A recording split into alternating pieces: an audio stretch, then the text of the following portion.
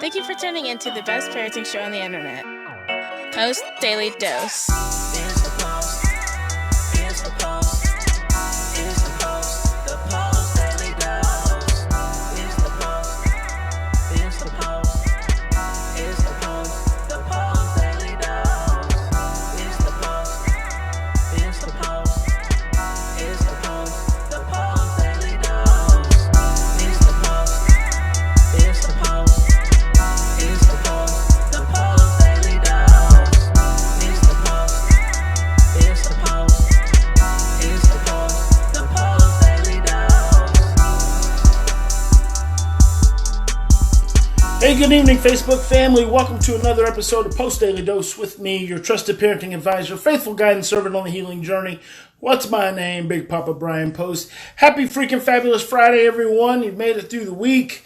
Friday is here. Friday, as some people like to call it. And I hope you're sliding into your evening, trying to relax and just let the stress from this past week kind of drift away and drift off of you.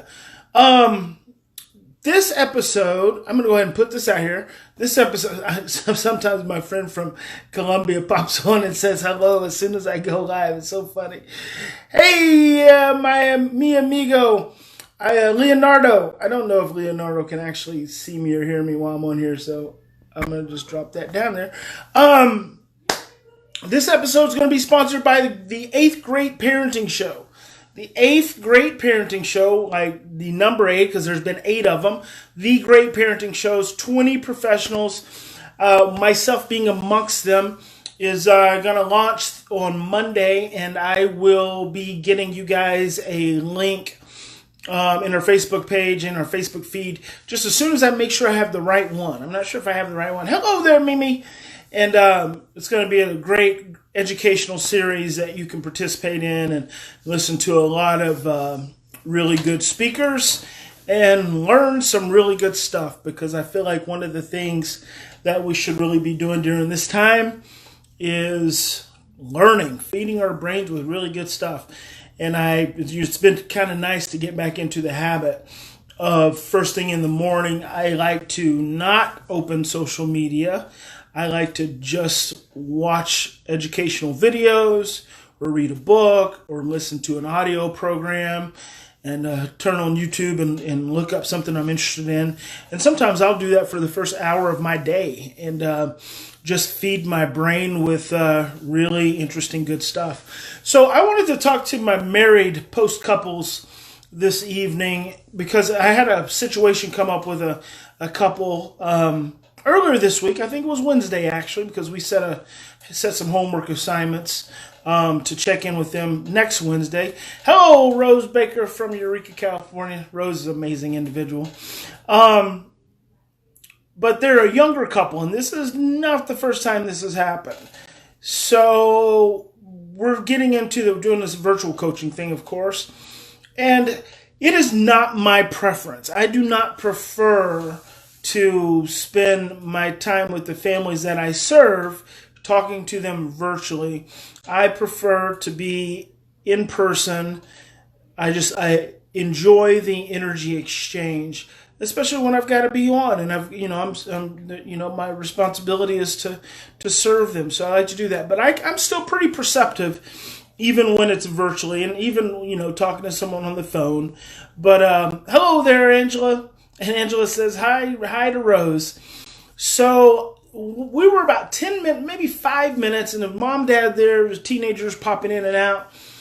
And I just asked mom and dad, when was the last time you had sex? And dad said, I said, how often do you guys have sex? And dad said, and this isn't R-rated, but, if you have small children, it's up to you. He said about once a year. And mom's like, no, not once a year. And dad was like, yep, once a year. And I said to mom, I said, whether it's once every 6 months, whether it's once a month, it doesn't matter. If it's anything anywhere on that continuum, that's not good, because that really speaks to the level of intimacy in the relationship of the mom and dad forms the foundation of the relationship of emotional security and intimacy in the home. And I can't tell you how many parents I work with where their marital relationship has collapsed. And so the marital relationship, especially the intimate relationship, has collapsed. And then what they try to do in rationalizing or justifying it is they try to create this pseudo parental relationship. So the intimate marital relationship collapses. They try to create this pseudo parental relationship, and that's kind of how they will approach the family. Well, that's a very fragile foundation, because that marital relationship, and it doesn't always have to be sexual. It doesn't always have to mean having sex. You can just be intimate. You can be intimate by making eye contact, by giving hugs, by giving mutual back rubs, by holding hands. There's lots of ways to be intimate.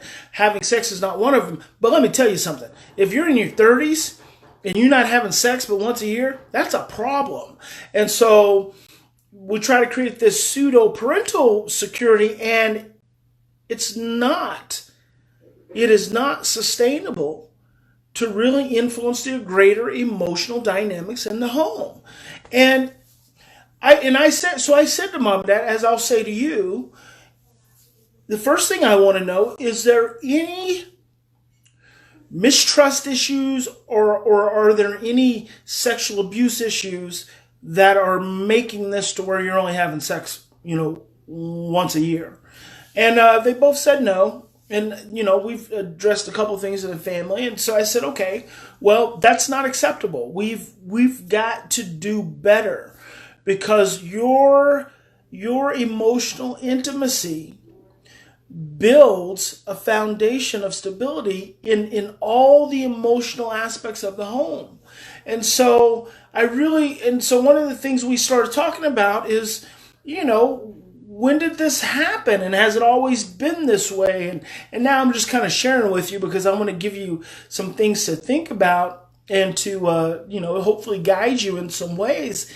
And so they talked about an early loss in their lives that they had not grieved. And so I said, you guys have to have these hard conversations. So if I was working with them there in person, I probably would have put Dad in Mom's arms or Mom in Dad's arms, and we'd have got right into it. I mean, I don't, why mess around if you don't have to? It's there. We ask our children time and time and time again to do the hard work. We're always asking our children to work through their trauma and their emotions and all the pain and the issues. And anytime, let me be real clear about something. Anytime you're asking your child to improve their behaviors, you are asking your child to work through their trauma. When you're asking your child to behave differently, you're asking your child to overcome their trauma. So I just want to reflect that, hold that mirror of reflection back up to you as the adults and as the parents, and encourage you to have hard conversations. So without saying to Mom and Dad, you guys got to have sex, I just said, I want you to lay in the bed 3 days, this is 7 days in the week, from Wednesday to Wednesday. I want you to lay in the bed 3 evenings, you pick them, and I want you to have hard conversations. I want you to talk about the sadness and the grief that you've not had.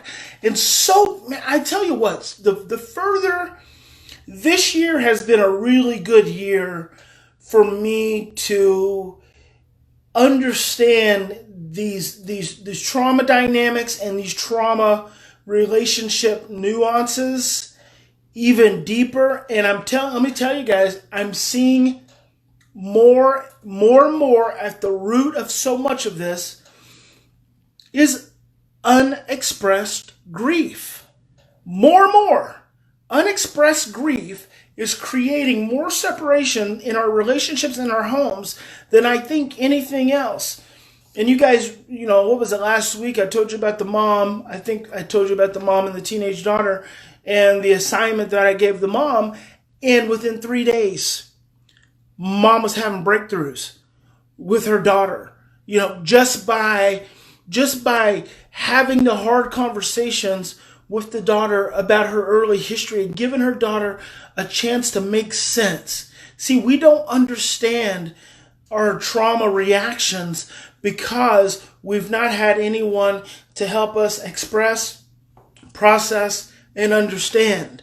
And until you have someone help you to express, process, and understand your trauma reactions, you're not going to be able to make real conscious sense. And it's going to continue to impact you and influence you. So with this particular couple, I just said to them, look, I want you to have three evenings of just hard conversation. I want you guys to get vulnerable with one another. That's just like the first step. And then 2 evenings, I said, I just want you to lay in bed and just relax. Laugh. Don't talk about anything serious. Just do something. Begin to reestablish the imprints of intimacy. Because if you go that long, listen, I want you to hear me on this. If you go that long without intimacy, without touch, without affection and eye contact, with laughter together and hand holding and all of that good stuff, if you go that long, by the time you decide to want to try to get frisky, it's going to feel so uncomfortable. It's going to feel so uncomfortable and you're going to be so uneasy. It's probably either not going to happen or it's not going to be a very good experience. And I told the mom and dad, I said, look, here's my goal for you guys. My goal is to get you from having sex once a year to at least once a week. So that's the goal we're working on. That's what I'm going to be working them into, but I have to start slowly. And I did encourage some mutual back rubs. What I'll encourage next, just in case you want to know kind of how I operate, what I'll encourage next is that they spend some time in the bed naked, just touching each other, not having sex, just touching each other, reestablishing intimacy. And from there, because when you go long periods of time without touch, your body starts to become immune to the expression of touch. So the expression of touch actually starts to become more stress inducing than stress calming. And so you have to work yourself into that process, into that comfort level. So that's what I'll be doing. So just wanted to share. I don't usually talk directly to my married couples, and so I really want to press up on you, especially during this time when you have so much time together.